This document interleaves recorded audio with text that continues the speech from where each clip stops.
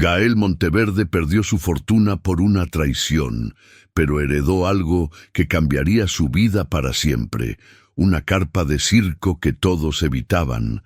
Al entrar, descubrió fotografías de una artista desaparecida y secretos que llevarían justicia después de 37 años. Dale like, suscríbete y comenta de dónde nos ves. El viento de Guanajuato llevaba consigo el aroma de bugambilias y el eco lejano de campanas cuando Gael Monteverde caminó por las calles empedradas que una vez conoció como propias. Sus zapatos de cuero, otrora lustrados cada mañana por manos serviciales, ahora mostraban el desgaste de quien había aprendido a caminar sin rumbo fijo. 3 meses habían pasado desde que Raimundo Cerón, su socio de toda la vida, lo dejara en la ruina con una sonrisa que aún le quemaba la memoria. La carta del notario arrugada en su bolsillo parecía una broma del destino. Herencia de Evaristo Monteverde, una tenda de circo en las afueras. Su tío, ese pariente lejano que apenas recordaba de las reuniones familiares de su infancia, le había dejado algo que nadie más quería. «Disculpe, ¿sabe dónde queda la carpa del recuerdo?», preguntó a una señora que vendía elotes en la esquina.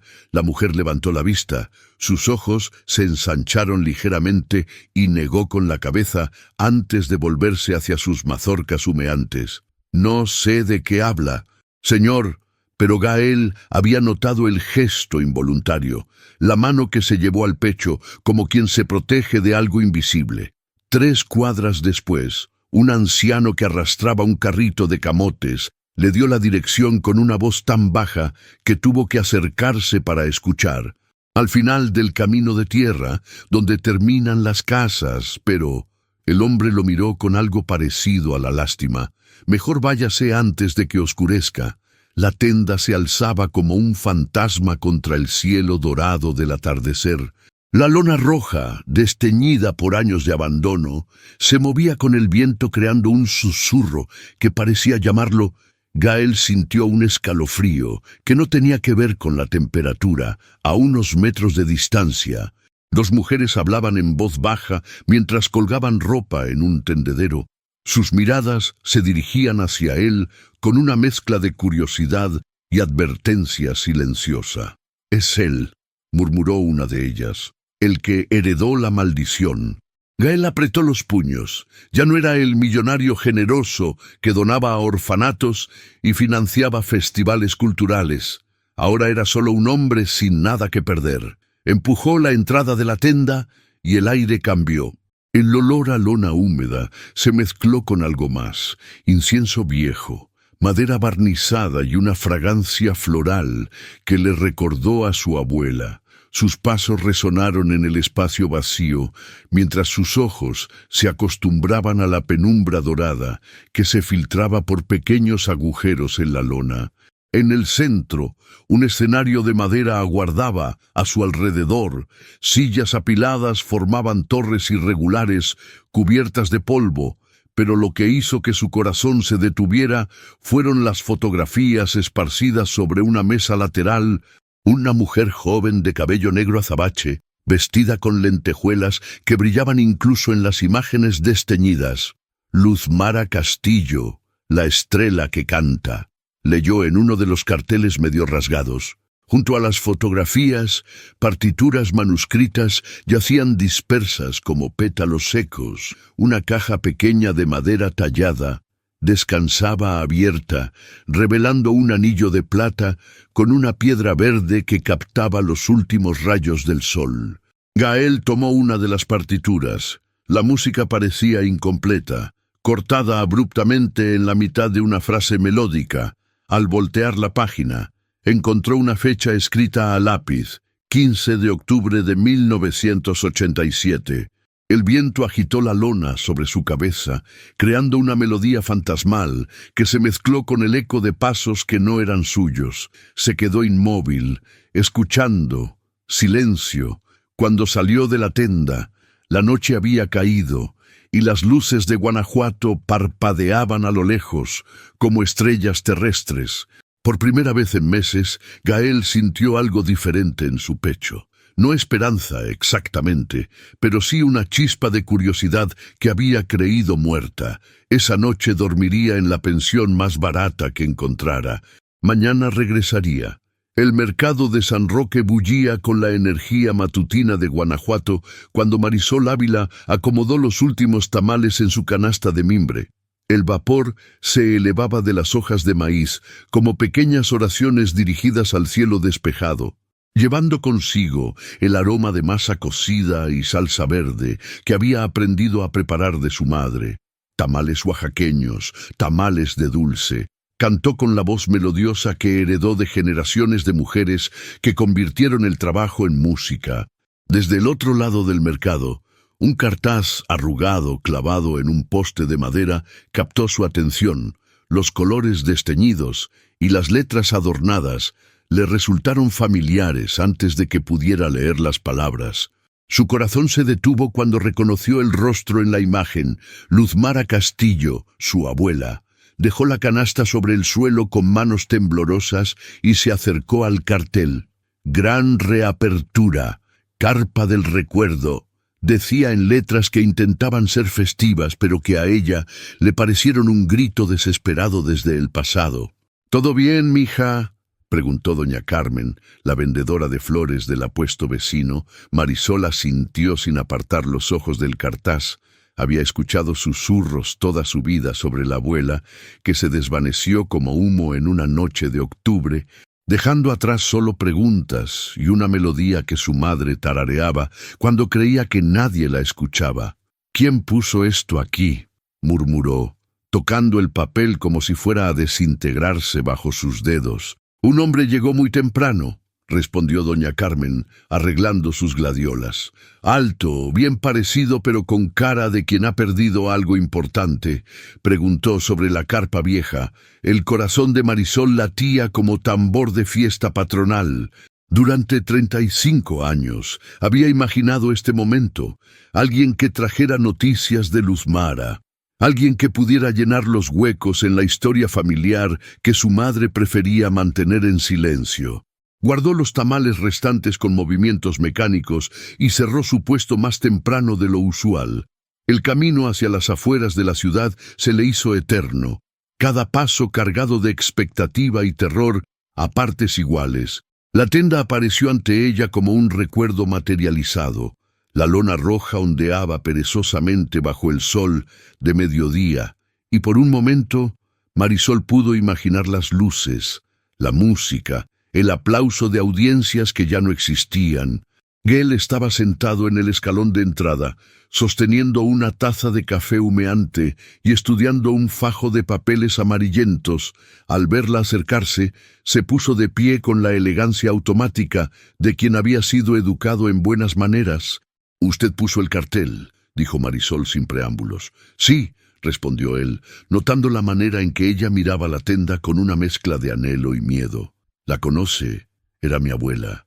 Las palabras flotaron entre ellos como polen en el aire primaveral. Gael sintió que algo se acomodaba en su pecho, una pieza de rompecabezas que no sabía que estaba buscando. «Yo soy Gael Monteverde. Heredé este lugar hace unos días. Marisol Ávila». Ella extendió su mano, notando las marcas de trabajo en los dedos de él, tan diferentes de las manos suaves que había esperado de un heredero. ¿Puedo ver lo que encontró adentro?» Gael abrió la entrada de la tenda y la siguió hacia el interior. Marisol se detuvo en el umbral. Su respiración se hizo irregular cuando el olor familiar la envolvió. Era el mismo perfume que a veces detectaba en el rebozo viejo de su madre, el mismo que la hacía soñar con una mujer de voz dorada que cantaba nanas que nadie más recordaba. «Está todo como lo encontré», murmuró Gael, observando la manera en que los ojos de Marisol se llenaban de lágrimas que se negaba a derramar. Ella se acercó a las fotografías con pasos de procesión religiosa. En una de ellas, Luzmara sonreía hacia la cámara con los brazos extendidos, como si estuviera a punto de volar. «Mamá dice que se fue sin despedirse», susurró Marisol. que una noche simplemente desapareció. Gael le ofreció la caja de madera tallada. Marisol tomó el anillo con manos temblorosas y se lo deslizó en el dedo anular. Le quedaba perfecto. «Tal vez no se fue», dijo él suavemente. «Tal vez nos dejó algo para encontrar». La partitura descansaba sobre la mesa de la cocina de Marisol, como un mapa hacia territorio inexplorado. Las notas se entrelazaban en pentagramas que parecían incompletos. Como si la melodía hubiera sido cortada en la mitad de un suspiro, Gael bebía café de olla mientras ella trazaba las líneas musicales con el dedo índice, su voz susurrando fragmentos de una canción que parecía vivir en su sangre. «Corazón de luna, alma de cristal», cantó en voz baja, y las palabras brotaron de ella como agua de manantial. «En la noche clara, aprendo a volar». «¿Cómo conoce la letra?», preguntó Gael, inclinándose hacia adelante. La voz de Marisol tenía la misma calidad etérea que había imaginado al ver las fotografías de Luzmara. «No lo sé», admitió ella, sorprendida por su propia certeza. «Pero siento como si siempre la hubiera sabido». El timbre del teléfono interrumpió la magia del momento. Marisol respondió con el tono alegre que reservaba para sus estudiantes de piano. «Marisol, soy Pilar». La voz de su hermana sonaba tensa. «¿Puedes venir? Necesito hablar contigo sobre algo urgente». «¿Estás bien? Ven, por favor, y trae a tu amigo». Gael notó el cambio en la expresión de Marisol y se puso de pie antes de que ella pudiera pedírselo. Habían desarrollado una sincronía extraña en los pocos días que llevaban explorando la tenda juntos, una conexión que se sentía tanto nueva como antigua. La casa de Pilar estaba en el centro histórico, sus paredes de colores vibrantes contrastando con la palidez de su rostro cuando les abrió la puerta. La sala olía a velas de copal y manzanilla, aromas que hablaban de noches en vela y preocupaciones masticadas en silencio. «Encontré esto entre las cosas de mamá», dijo sin preámbulos, extendiendo una carta amarillenta. Estaba escondida dentro de su libro de recetas. La letra era la misma de las partituras, elegante. Inclinada, con pequeños adornos en las mayúsculas, Marisol leyó en voz alta: «Para quien busque la verdad, el corazón de la mentira está en los contratos que firmé sin leer. Raimundo me prometió que mi familia estaría segura si desaparecía, pero ahora sé que sus promesas son arena en el viento. He escondido las pruebas donde solo alguien que realmente me busque podrá encontrarlas. Cuiden a Esperanza y díganle que su madre no la abandonó por falta de amor». Luzmara Castillo, octubre de 1987. El silencio que siguió fue denso como miel de maguey. Gael sintió que el nombre de Raimundo le quemaba las entrañas como chile piquín. Su antiguo socio, el hombre que lo había traicionado, aparecía nuevamente en su vida como una sombra persistente. «Esperanza era mi madre», susurró Pilar. «Murió el año pasado sin saber que Luzmara había tratado de protegerla». «¿Raimundo Cerón?», preguntó Gael con la voz ronca. Las hermanas asintieron. Marisol tomó su mano instintivamente, sintiendo la tensión que irradiaba de él como calor de comal. «Es el mismo hombre que me robó todo lo que tenía», murmuró él. «El que me dejó en la calle hace 3 meses». Pilar se sentó pesadamente en su sillón de mimbre. Mamá siempre decía que Raimundo había sido socio del circo, que cuando quebró, él se quedó con todo y Luzmara tuvo que huir para protegernos. La tarde se desvanecía tras las ventanas coloniales mientras los 3 procesaban las implicaciones de la carta. Gael se levantó y caminó hacia el balcón que daba a la plaza principal, donde las luces comenzaban a parpadear como luciérnagas urbanas. «Tenemos que regresar a la tenda», dijo finalmente. «Si Luzmara escondió pruebas, están ahí». Marisol se acercó a él, su presencia como brisa suave en la tarde calurosa. «¿Estás seguro de que quieres enfrentarlo?». Gael la miró, viendo en sus ojos el mismo fuego que había admirado en las fotografías de Luzmara. «Ya me quitó mi futuro una vez», respondió. No voy a dejar que se salga con la suya 2 veces. Esa noche, mientras regresaban a la tenda bajo un cielo sembrado de estrellas, ninguno de los dos mencionó la manera en que sus manos se habían encontrado naturalmente, ni cómo el peso de los secretos compartidos había comenzado a transformarse en algo más liviano, más esperanzador. El anillo de Luzmara brillaba en el dedo de Marisol como una promesa que trascendía generaciones. Las campanadas de la iglesia de San Diego marcaron las 9 de la mañana cuando toda la plaza se llenó del aroma de masa frita y canela. Gael había despertado antes del amanecer con el sabor amargo de la ansiedad en la boca, pero ahora, caminando entre los puestos de la feria patronal junto a Marisol, sentía como si el peso de los últimos meses se aliviara con cada paso. Los colores vibrantes de las banderas de papel picado se mecían sobre sus cabezas como bendiciones multicolores. Señoras con rebozos bordados servían enchiladas rojas que humeaban en cazuelas de barro, mientras los niños corrían entre las piernas de los adultos persiguiendo globos que escapaban hacia el cielo azul intenso de octubre. «Mire, ahí está don Héctor», señaló Marisol hacia un anciano que vendía dulces de leche desde una mesa improvisada. «Si alguien recuerda a mi abuela, es él». Don Héctor levantó la vista cuando se acercaron.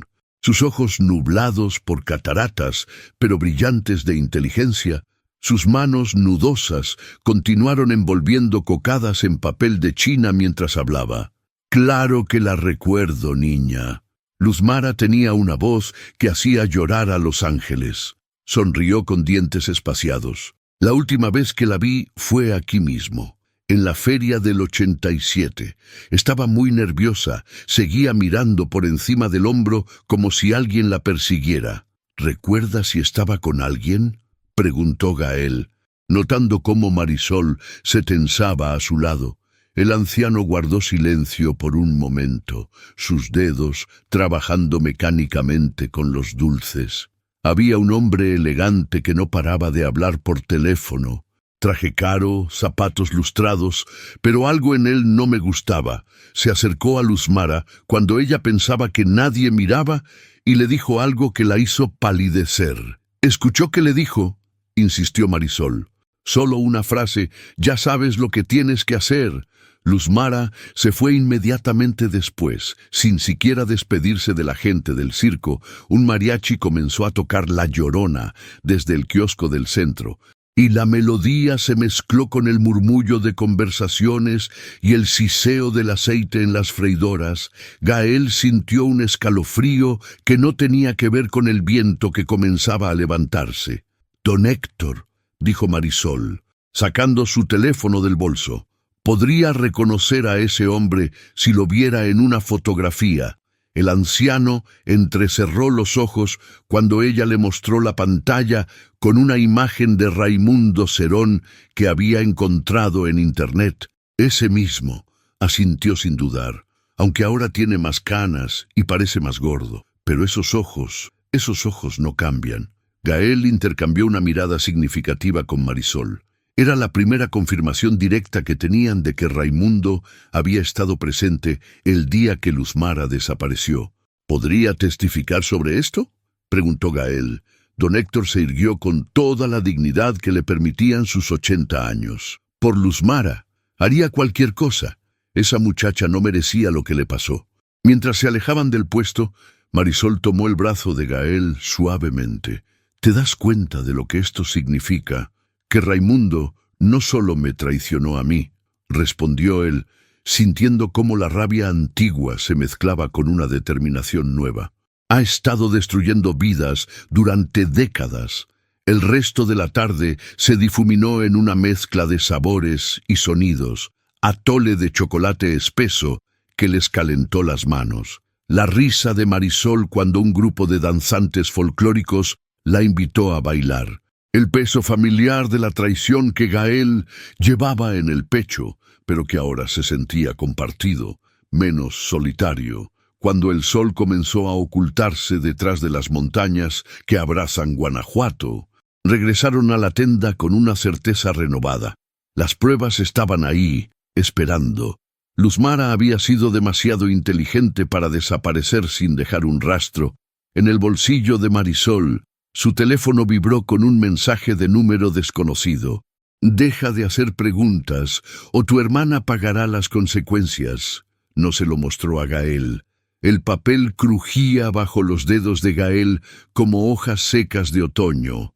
Habían estado revisando documentos durante 3 horas, y cada página revelaba una nueva capa de la traición que Raimundo había orquestado décadas atrás. Contratos modificados, cláusulas agregadas después de las firmas, números alterados con tinta de diferente color que casi pasaban desapercibidos a primera vista.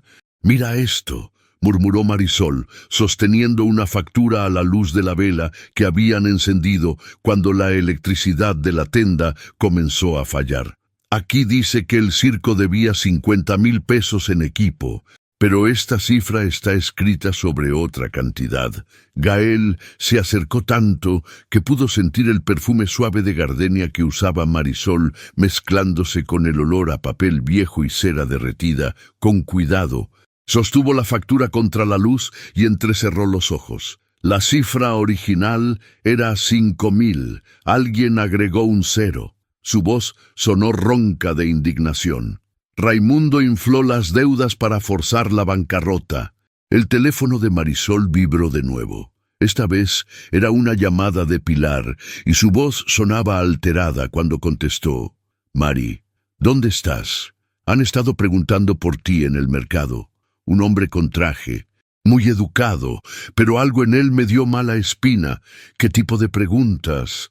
Marisol sintió que se le helaba la sangre. Sobre la abuela, sobre lo que has estado haciendo últimamente. Doña Carmen le dijo que te viera con un hombre en la carpa vieja. Mari, creo que deberías tener cuidado. Gael vio la preocupación reflejada en el rostro de Marisol y extendió su mano hacia ella. Sus dedos se entrelazaron naturalmente, un gesto que había comenzado a sentirse tan necesario como respirar. «Pilar, escúchame bien», dijo Marisol con voz firme. «No hables con ese hombre si vuelve a aparecerse, y si alguien más hace preguntas sobre mí, diles que no sabes nada». Cuando colgó, Gael ya estaba organizando los documentos más importantes en una caja de madera. «Tenemos que sacar esto de aquí. Si Raimundo sabe que estamos investigando». Un ruido en el exterior los hizo callarse. Pasos sobre la grava, deliberados y pesados. Gael apagó la vela de un soplo y ambos se agacharon detrás del escenario pequeño. La voz que llegó desde afuera era educada, pero con un filo metálico que cortaba el aire nocturno. «Sabemos que están ahí. Solo queremos hablar». Marisol sintió el corazón golpeándole las costillas como pájaro enjaulado. Gael la atrajo hacia sí, su aliento cálido contra el oído de ella cuando susurró. «La salida trasera, conozco el camino». Se movieron como sombras entre los asientos apilados, cargando la caja con evidencias. El aire nocturno los recibió con frescura que contrastaba con el calor del miedo. Corrieron por senderos que Gael había memorizado en sus múltiples visitas, guiados por la luz de luna que se filtraba entre las nubes. No fue hasta llegar al apartamento de Marisol que se permitieron respirar normalmente. Ella preparó café con manos temblorosas mientras él examinaba una carta que había rescatado en el último momento. «Marisol, tienes que ver esto». La voz de Gael tenía una calidad extraña, como si hubiera visto un fantasma. La carta estaba dirigida a quien busque justicia para Luzmara Castillo. Y la letra era diferente, más angulosa, masculina. Si están leyendo esto, significa que alguien finalmente se preocupó lo suficiente por buscar la verdad. Soy Eduardo Zamora, contador del circo. Raimundo Serón me obligó a falsificar los libros amenazando a mi familia. No tengo copias de todo escondidas en el banco. Caja de seguridad 247. La llave está enterrada bajo el primer escalón de la tenda. Perdónenme por no haber sido más valiente cuando importaba. Seth. Marisol se sentó lentamente en el sillón, procesando las implicaciones. «Tenemos las pruebas reales», murmuró. todo lo que necesitamos para demostrar que Raimundo destruyó el circo intencionalmente. Gael la miró, viendo en sus ojos el mismo fuego que había admirado desde el primer día. «Mañana vamos por esa llave», dijo. «Aunque tengamos que excavar con las manos». Fuera, Guanajuato dormía bajo su manto de historia y secretos, inconsciente de que la verdad, como las flores de cempasúchil, estaba a punto de florecer desde tierra que había guardado silencio demasiado tiempo. La madrugada pintó las montañas de Guanajuato con colores de durazno maduro cuando Gael y Marisol regresaron a la tenda. Habían esperado hasta estar seguros de que los visitantes nocturnos se habían marchado y ahora cavaban bajo el primer escalón con una cuchara de cocina y sus propias manos, la tierra húmeda metiéndoseles bajo las uñas como recuerdos enterrados. «Aquí hay algo», murmuró Marisol, sus dedos topando con metal frío. La llave era pequeña, dorada, envuelta en un pedazo de plástico que la había protegido de la humedad. Gael la limpió con su camisa, notando los números grabados en el metal. 247, el banco no abriría hasta las 9, pero ya tenían lo que necesitaban para el siguiente paso. Mientras caminaban de regreso al centro, Gael notó un auto negro que los había seguido desde la tenda, manteniéndose a prudente distancia pero nunca perdiéndolos de vista. «No mires atrás», le dijo a Marisol en voz baja, «pero creo que tenemos compañía». Ella asintió casi imperceptiblemente y tomó su brazo. Fingiendo una conversación casual mientras se dirigían hacia el café donde habían acordado encontrarse con don Héctor e Irene, la amiga de la infancia de Gael que había aparecido la noche anterior con ofertas de ayuda y una determinación feroz que lo había sorprendido. Irene Morales había sido la primera en creer en la versión de Gael sobre la traición de Raimundo, y ahora ocupaba una mesa del rincón con expresión de estratega militar. Su cabello cano estaba recogido en un moño severo y sus ojos brillaban con la inteligencia afilada que había hecho de ella una contadora exitosa antes de la jubilación. «Buenos días, conspiradores», dijo con una sonrisa que no llegó a sus ojos. «¿Trajeron lo que necesitamos?» Gael deslizó la llave sobre la mesa de madera barnizada. Don Héctor, que había llegado temprano con una canasta de pan dulce, silbó en voz baja. «Eduardo Zamora», murmuró el anciano. «Ese muchacho siempre se veía nervioso cuando venía al circo. Ahora entiendo por qué». «El problema», dijo Irene mientras servía café de una jarra de barro, «es que Raimundo no va a quedarse quieto mientras reunimos evidencias». Anoche publicaron un artículo en el periódico local. Desdobló el Correo de Guanajuato y leyó en voz alta: «Estafador arruinado, inventa historias para recuperar dinero perdido. Fuentes cercanas a Raimundo Serón confirman que Gael Monteverde ha estado falsificando documentos y manipulando a familias vulnerables para obtener ganancias».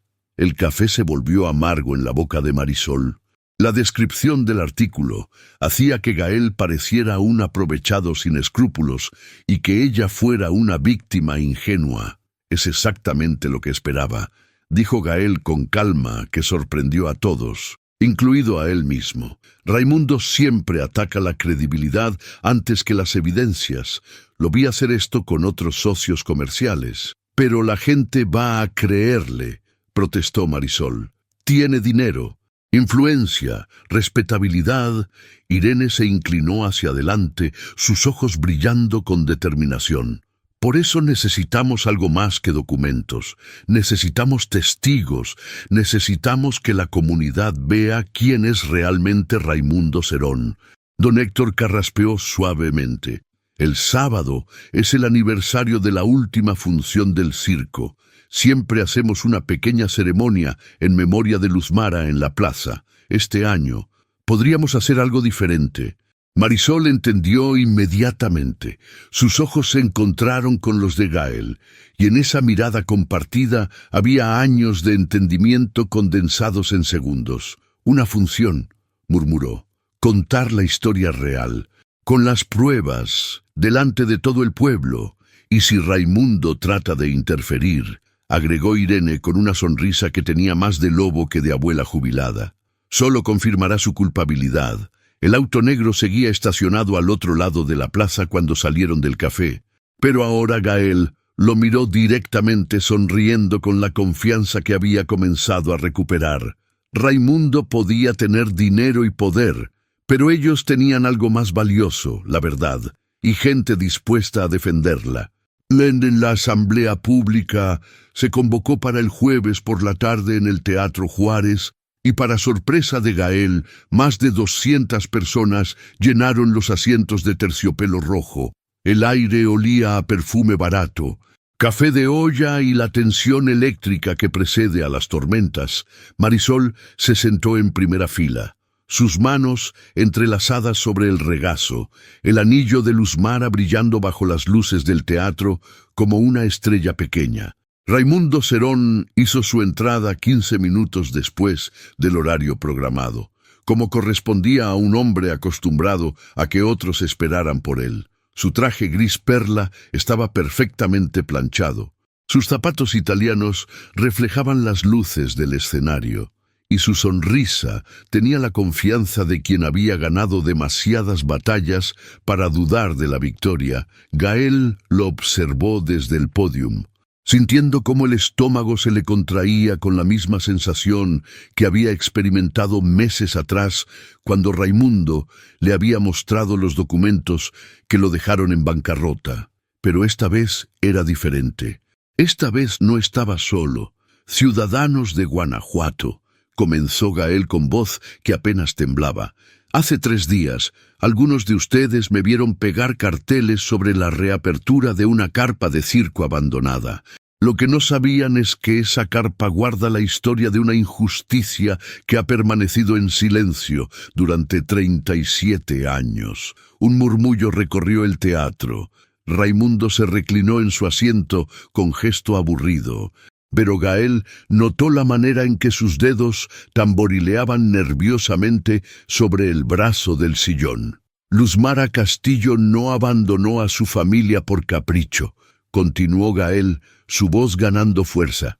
Fue forzada a huir por un hombre que falsificó documentos, infló deudas y amenazó a quienes se interpusieron en su camino. Esto es ridículo. La voz de Raimundo cortó el aire como navaja. Este hombre está desesperado, inventando historias para recuperar el dinero que perdió por su propia incompetencia. Pero Irene ya estaba de pie, sosteniendo una caja de documentos, con la autoridad de quien había manejado números durante 40 años. Señor Serón, dijo con voz clara, ¿podría explicar por qué su firma aparece en contratos modificados después de la fecha de escritura? ¿Y por qué las deudas del circo se multiplicaron por 10 entre febrero y agosto de 1987? El teatro se llenó de silencio expectante.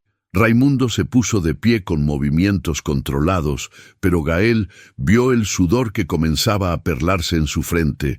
Esos documentos son falsificaciones. Este hombre ha tenido meses para fabricar evidencias. Raimundo señaló a Gael con dedo acusador. Van a creer a un estafador antes que a alguien que ha vivido honradamente en esta ciudad durante décadas. Fue entonces cuando don Héctor se levantó lentamente de su asiento, apoyándose en su bastón tallado a mano, a sus 80 años. Su voz aún tenía la autoridad de quien había visto nacer y morir a generaciones enteras. Raimundo Serón, dijo con claridad que llegó hasta el último rincón del teatro. Yo lo vi amenazar a Luzmara Castillo la noche que desapareció. Lo vi decirle que sabía lo que tenía que hacer, y lo he visto destrozar otras vidas cuando le convenía. El murmullo se convirtió en rugido. Voces desde diferentes partes del teatro comenzaron a sumarse. Una viuda que había perdido su casa por un préstamo que Raimundo había manipulado. Un comerciante que había quebrado después de firmar un contrato que no entendía completamente. Una familia que había perdido su negocio familiar por deudas que aparecieron de la nada. Raimundo miró alrededor del teatro como animal acorralado. Su cara había perdido el color y la sonrisa confiada se había transformado en una mueca desesperada. «Esto es una conspiración», gritó, «una campaña para destruir mi reputación». Pero su voz se ahogó cuando Marisol se puso de pie y comenzó a cantar. Su voz llenó el teatro con la melodía que había encontrado en las partituras de Luz Mara. Pero ahora las palabras eran diferentes, nuevas, nacidas de la verdad que finalmente veía la luz. Corazón de luna, alma de cristal, la mentira cae, la verdad se alza ya. Una por una, otras voces se sumaron al canto. Don Héctor, Irene, familias enteras que habían guardado sus historias de dolor durante años. El teatro se convirtió en coro, en justicia cantada, en memoria que se negaba a permanecer enterrada.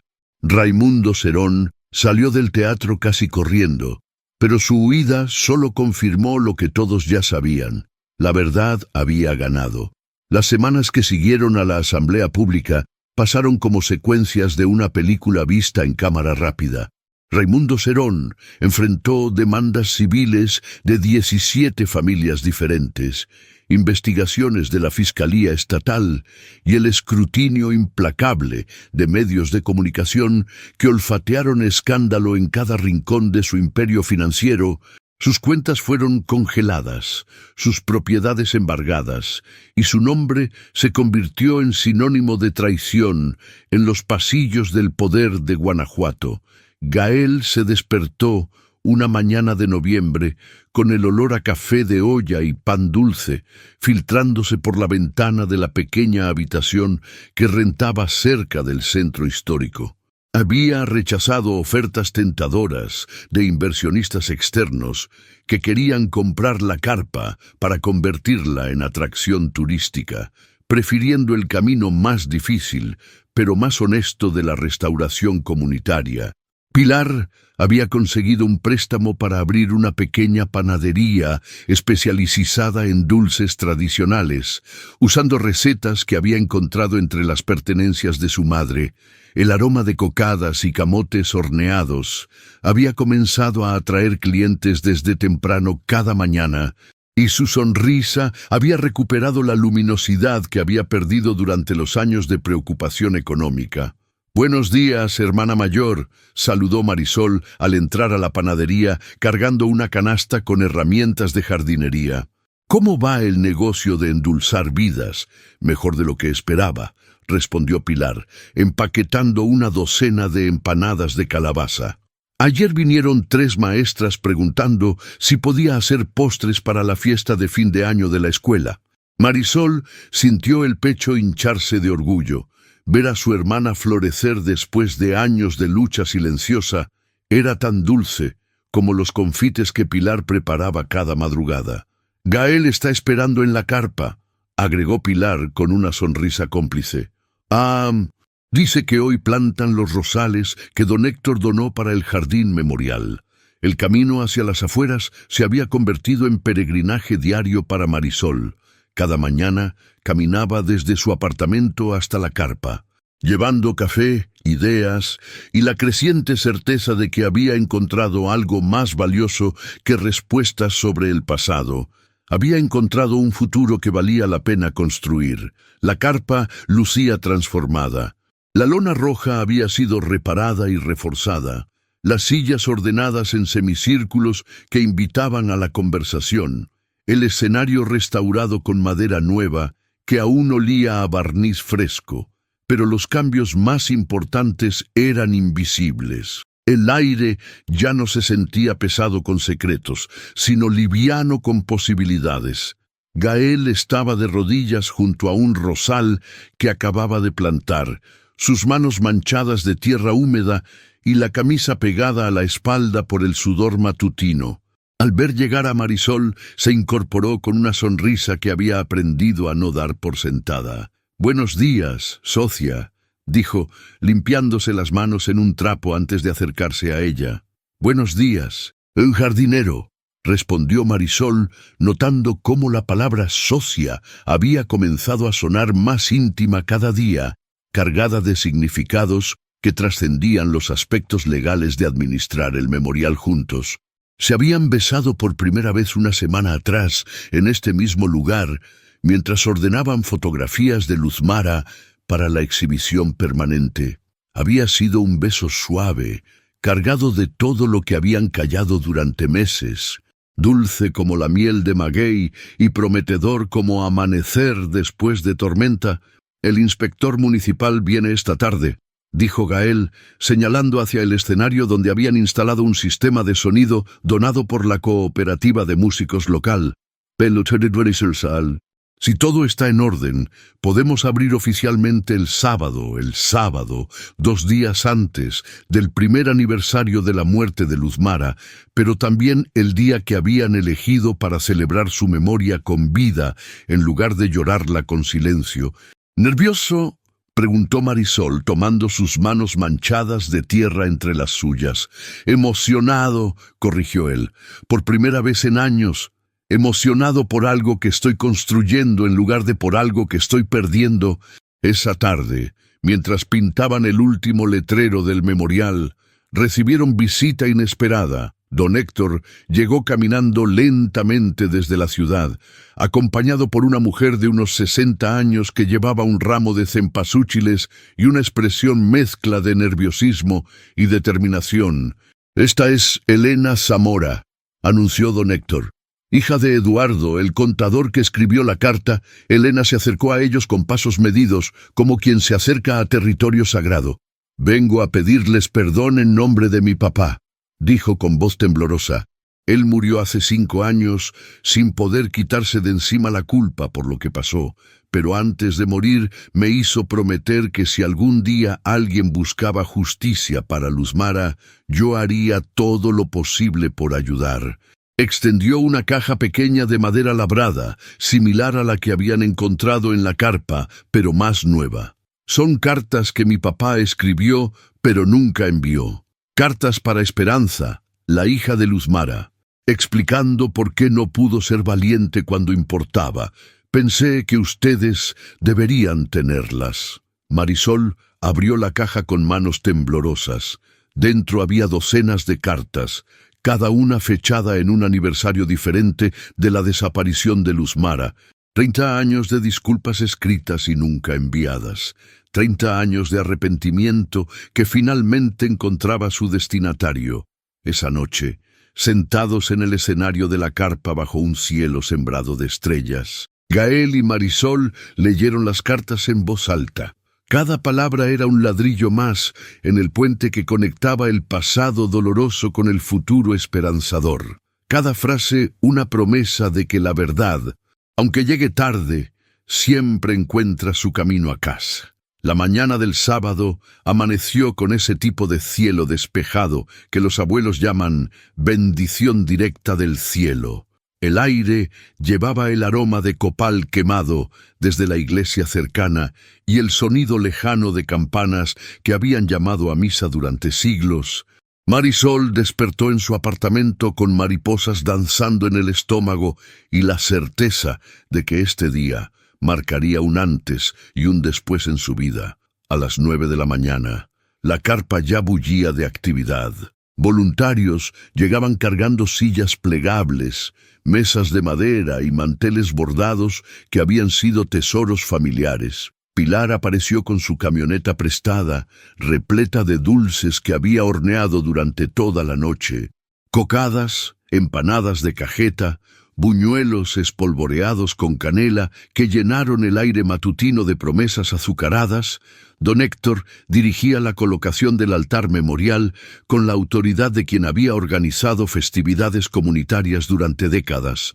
Sus manos nudosas pero seguras acomodaban las fotografías de Luzmara en orden cronológico, desde la niña sonriente hasta la mujer que había desaparecido tratando de proteger lo que más amaba.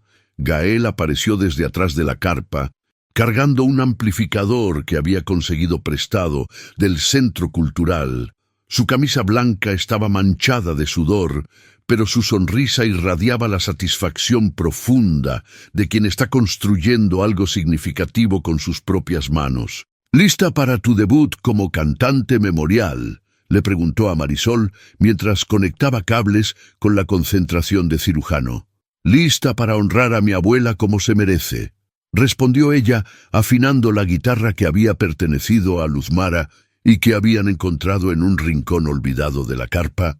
A las 11 comenzaron a llegar los primeros invitados, familias enteras con niños que corrían entre las sillas mientras sus madres extendían manteles sobre mesas improvisadas, ancianos que caminaban despacio pero con determinación, cargando memorias que habían guardado durante décadas, esperando el momento adecuado para compartirlas. Elena Zamora llegó acompañada de sus 3 hijos adultos, cada uno cargando una ofrenda, flores, en velas y una grabadora antigua que había pertenecido a su padre. «Papá grabó un mensaje antes de morir», explicó Elena a Gael y Marisol. «Nunca tuve el valor de escucharlo, pero hoy siento que es el momento correcto». Irene apareció vestida con el rebozo de seda que reservaba para ocasiones especiales, seguida de cerca por el periodista que había comenzado escribiendo artículos difamatorios, pero que ahora se había convertido en cronista oficial de la historia real. «Buenos días, hacedores de justicia», saludó Irene con la sonrisa guerrera que Gael había aprendido a admirar. El alcalde confirmó que vendrá para la ceremonia de apertura oficial. A mediodía, más de 300 personas se habían congregado en y alrededor de la carpa. El jardín memorial lucía sus rosales recién plantados como promesas de belleza futura, mientras el aroma de comida casera creaba una atmósfera de celebración familiar que contrastaba hermosamente con la solemnidad del momento. Marisol subió al escenario con la guitarra en las manos y el anillo de Luzmara brillando en su dedo como bendición ancestral. El silencio que se extendió sobre la multitud era denso de expectativa y respeto. «Mi abuela Luzmara Castillo desapareció hace 37 años», comenzó con voz clara que llegó hasta el último rincón de la carpa. «Durante todos estos años, su familia creímos que nos había abandonado. Hoy sabemos que murió tratando de protegernos». Sus dedos encontraron los acordes iniciales de la canción que había reconstruido pieza por pieza, nota por nota, usando las partituras fragmentadas y los recuerdos que habían aflorado desde lo más profundo de su sangre. «Corazón de luna, alma de cristal», cantó, y su voz se elevó hacia la lona roja como plegaria hecha melodía. «En la noche clara, aprendo a volar. Las mentiras caen como hojas de otoño. La verdad florece como rosa en mayo. Una por una». Otras voces se fueron sumando. Don Héctor con su barítono cascado, Pilar con el soprano dulce que había heredado de generaciones de mujeres cantoras, Elena Zamora con lágrimas corriendo por mejillas que finalmente habían encontrado paz. Cuando la última nota se desvaneció en el aire tibio de noviembre, el silencio que siguió fue sagrado.